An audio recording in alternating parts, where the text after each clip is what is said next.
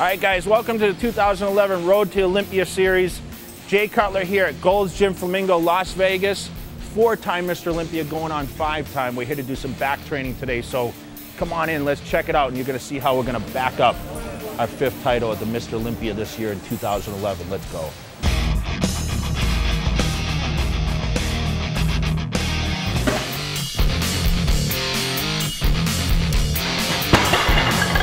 Pretty much I run through my workout the day prior when I plan like back training. So I kind of have an idea what I want to start with, and as I get in the gym I go by feel. But I have 2 different back days where one day I focus on a lot of rowing movements, the other day I focus on more pull-ups and pull-downs and what I call width exercises, whereas the rowing is more for thickness.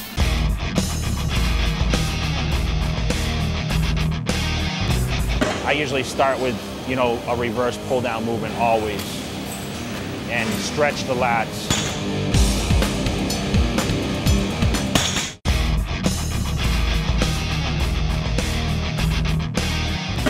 And then, I do one exercise for width, and then I go into the rowing movements, full tilt. And you just go by feel from there through. I don't really have a choice. I kind of look around the gym, see what area is not so crowded, and pick and choose that way.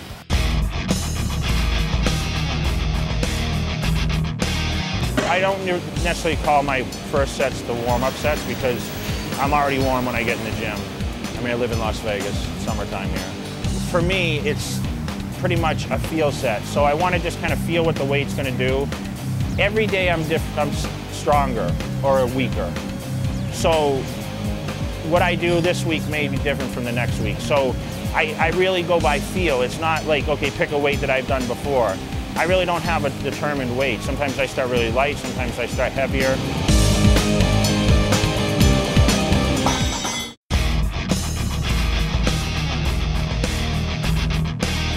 My rep range is 8 to 12 repetitions always. I don't do much less than 8.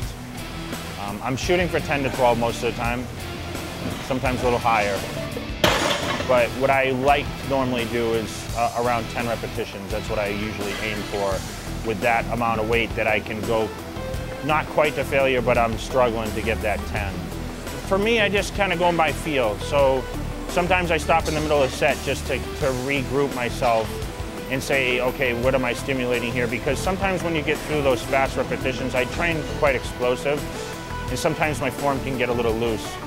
So I like to stop in the middle and almost tighten things up a little bit, and then it's almost like starting the set over again, a little more stimulation, a little less body movement, body language to try to get that weight moving.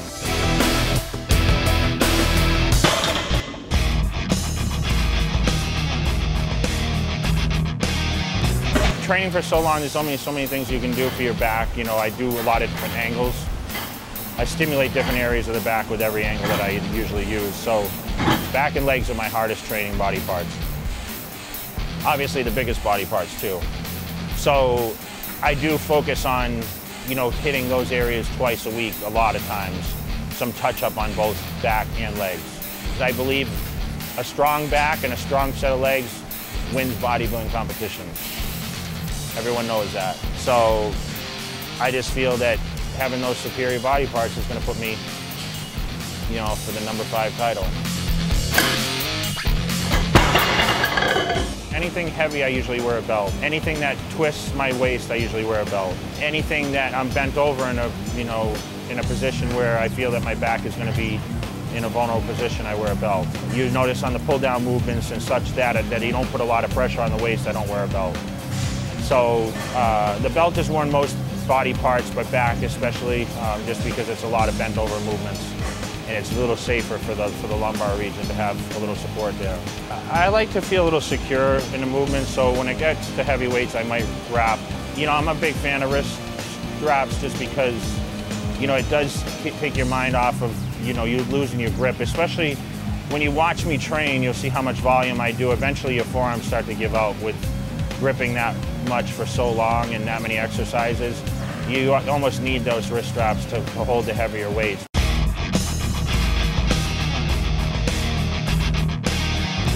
what I like to do is a lot of back movements. If you really watch my hand position, if you reviewed the tapes, a lot of my movements is just hooked bars. So if I'm doing like bent rows, seated cable rows, one-arm dumbbell rows, you'll notice that it's never a solid hand grip on like a dumbbell or a bar or anything like that, barbell.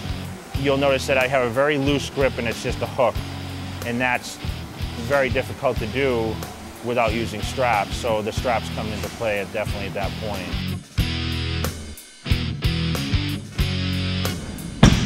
Yeah, I mean, the rest period, I don't really like to take a lot of time unless I'm training extremely heavy. If I'm doing walk-in lunges for legs, or if I'm doing heavy squats, I might take 2-3 minutes.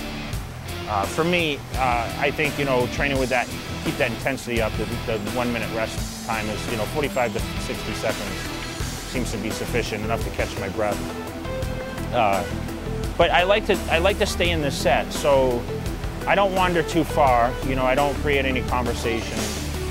Or vanish my thoughts too much from what is in front of me. So you'll notice when I stand there, I'm constantly thinking about the next set, but I watch the weight. I'm looking, I'm like, okay, is this gonna be enough for the next set? And you'll notice a couple times I actually changed the weight even after I reset it after the set, because I felt, okay, I can a little stronger. Once I caught my breath a little bit, I knew I could do a little more weight, and then I just added weights.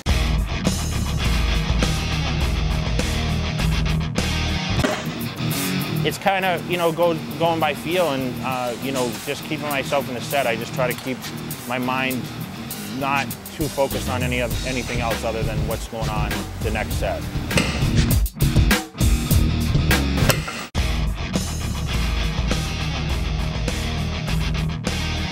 Huge volume guy. I've always had great success with that. I believe just a lot of variety, that's what's going to build muscle mass. I go for the pump, I go for what fills the muscle. And a lot of these movements that I do, I see a lot of different areas in my back and a lot of other body parts, certain exercises that really stimulate that. And there's just things that I commonly like to do for back. And you saw a lot of those things today. It's not an uncommon thing to see me do between 30 to 40 sets for back total in one workout session. So for me, it's just routine. I've been doing the same thing since I was a kid. People may knock it, say it's too much, but I've achieved 4 Mr. Olympias doing the same thing.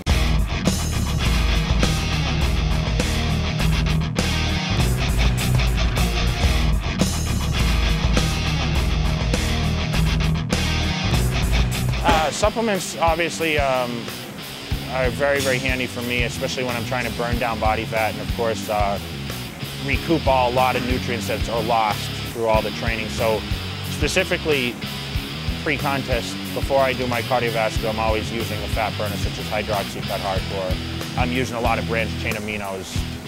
So MuscleTech's new amino product is great for obviously recovering after. This is what I took after my workout today before I do my cardiovascular. Recovery for like glutamine products, sometimes such products such as like a Cell-Tech or Intravol while you're training to help keep the muscles full, keep the muscles active during your training when you're really depleted, when I get really down. I have some high carb days that I'm still able to use those kind of supplements, which a lot of bodybuilders don't get to use. It's going well and I feel very, very strong going into this competition. I'd have to say I turned 38 actually tomorrow. I feel the best I've felt in my career at this point, which is pretty amazing because 38 is considered old to a lot of people, but I think in bodybuilding age, it's a fresh age. Don't count the old man out. All right, you guys seen how the back training's done? We're going for 5 times, remember that. So you guys saw the intensity, you saw the volume, you saw how it's done to be Mr. Olympia, okay? Phil Heath, I hope you're watching, by the way, because this is how it's done here in Las Vegas, and that title is staying in Las Vegas. So we'll see you guys next time. If you guys want to check out more information, check out muscletech.com, bodybuilding.com.